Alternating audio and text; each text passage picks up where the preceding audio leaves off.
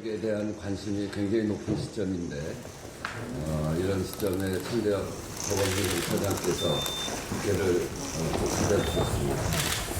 오늘 어떤 말씀을 들고 오셨는지 국민들께서도 몹시 궁금해하실 것 같습니다. 기자들이 아주 많이 나와서 이렇게 지켜보고 있네요. 듣기로는 법원이 구상하고 있는 사법개혁 방안에 대해서 설명할 것이라고 하는데 잘 경청하도록 하겠습니다. 사법개혁에 사법부의 의견이 존중되어야 한다는 것은 꼭 법원장들의 의견이 아니라도 마땅한 일이라고 생각합니다. 그런 점에서 처장께서 오늘 이렇게 국회를 방문한 것은 필요한 과정이고 또 이 자리가 사법개혁을 추진해 가는 데 있어서 의미 있는 계기가 되었으면 하는 바람입니다. 당부드리면 국회의장뿐만이 아니라 각 정당에도 관련된 사안들에 대해서 자세히 설명하고 충분하고 성실하게 함께 논의하는 그런 과정이 필요하다는 말씀도 함께 드리겠습니다. 사법개혁은 사법부에 대한 국민의 신뢰를 높이는 과정이 되어야겠죠. 또 사법부는 국민의 신뢰를 통해서만 존재가 가능합니다. 이것은 제 말씀이 아니라 지난 법원장 회의에서 법원장들께서도 천명하신 그런 말씀 그대로입니다. 여러 상황이 얽혀져 있는 것 같습니다만 사실은 이렇게 문제를 푸는 출발과 원칙은 이미 정리되어 있습니다. 사법 신뢰의 회복이지요. 국회가 민주주의의 최후의 보루라면 법원은 정의의 최후의 보루여야 한다는 것이 우리 국민들이 가진 믿음이고 또 상식이 아니겠습니까? 대법원에 들어서면 가장 먼저 보이는 것이 정의의 여신상입니다. 많은 국민들이 법원이라고 하면 이 정의의 여신상을 떠올립니다. 그런데 지금 유감스럽게도 정의의 최후의 보루로서 사법부 역할에 대한 국민들의 불신이 높습니다. 사법부의 헌정수호 의지에 대해서 국민들이 의구심을 가지고 있다. 이런 말인데요. 이것은 매우 중대한 일련의 일들이 있었기 때문에 그런 건 아니겠습니까?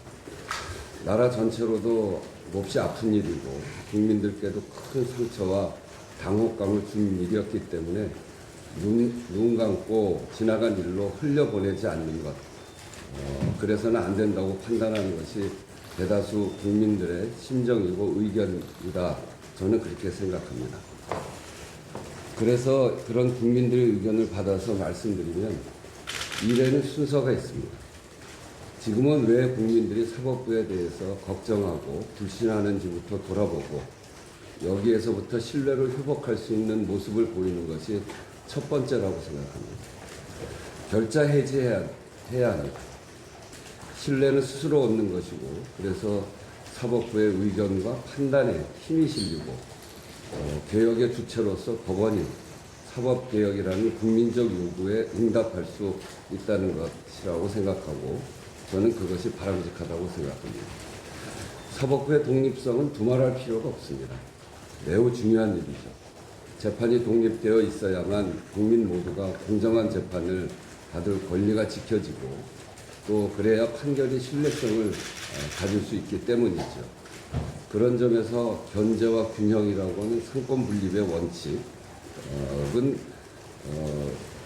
그 상권 분립의 원리인 동시에 각 기관 내부에서도 헌법이 부여한 책무를 그리고 그 책임에서 이탈하지 않기 위한 중요한 원리가 되어야 한다는 점도 함께 생각할 필요가 있다고 생각합니다.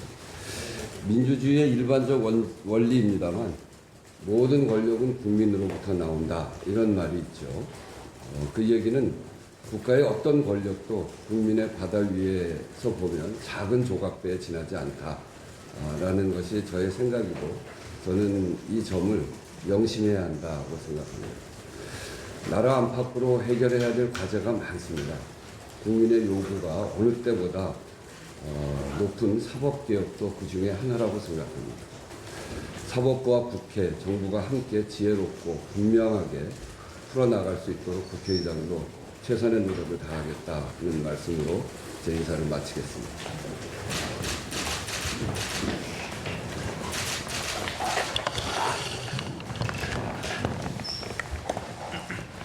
의장님의 좋은 말씀 정말 감사드립니다. 사법부로서는 이제 국민의 신뢰가 정말로 중요하다는 그 말씀에 전적으로 공감합니다. 또한 그 궁극적인 목적은 우리가 상권 분립 또 사법 독립을 통해서 재판의 공정성과 정치적 중립성이 보장되는 이러한 사법권의 온전한 또 이제 합리적인 행사를 통해서 국민들이 가장 기본적인 기본권 행사가 제대로 이루어질 수 있도록 우리 사법부가 노력을 다해야 된다, 이런 말씀으로 제가 이해를 합니다.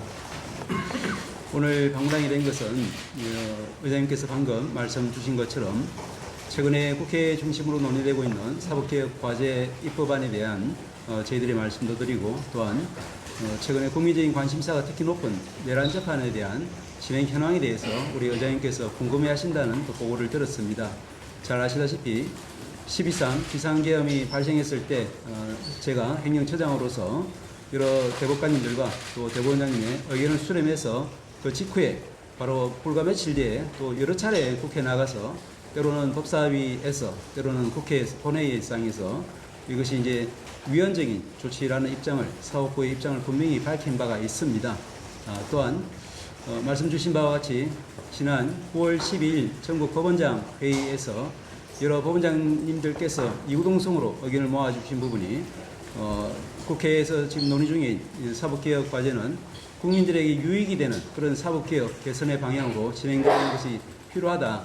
다만 그러기 위해서는 우리 사법부도 함께 동참해서 국민들이 안심할 수 있는 또 국민의 미래를 담보할 수 있는 그런 사법제도 개혁 방향으로 나아가는 것이 필요하겠다, 이런 지적을 하셨고, 그와 동시에 지난 12월 3일 12.3 비상계엄 당시에 말씀드린 바와 같이 비록 사법부 역시 처음부터 비상적인 위헌적인 조치임을 분명히 밝히긴 했지만 그러나 국민들의 신속한 보온의식의 발로 그리고 국회의 노력을 통해서 정상적인 헌법 질서가 회복이 된 바 있습니다. 그 과정에서 우리 사법부로서도 정상적인 사법권 행사가 일시 정지되었다가 이와 같은 시민들과 국회의 노력으로 저희들이 사법권을 신속하게 되찾을 수 있게 된 이상 이와 같은 시민들과 또 국회에 저희들이 이제 호응하는 방법은 지금 국민들의 관심이 높은 내란 재판에 대해서 헌법과 법률과 그리고 직업적 양심에 따라서 그러면서도 신속하게 재판이 진행될 수 있도록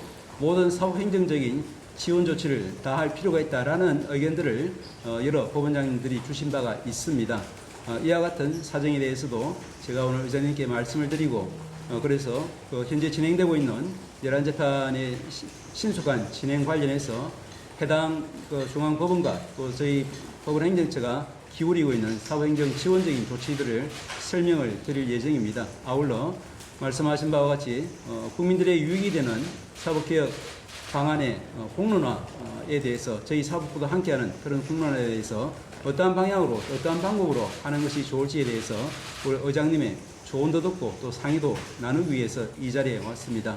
오늘 주시는 말씀 경청해서 저희 사법부가 말씀해 주신 바와 같이 정말로 국민들에게 조금 더 다가가는 또 국민들의 지금 현재의 국민뿐 아니라 우리 미래 국민들에게 더 유익이 되는 그런 사법을 위해서 우리가 어떤 노력을 기울여야 될지 고민하고 노력하도록 하겠습니다. 이런 기회를 만들어 주신 데 대해서 감사드립니다. 네.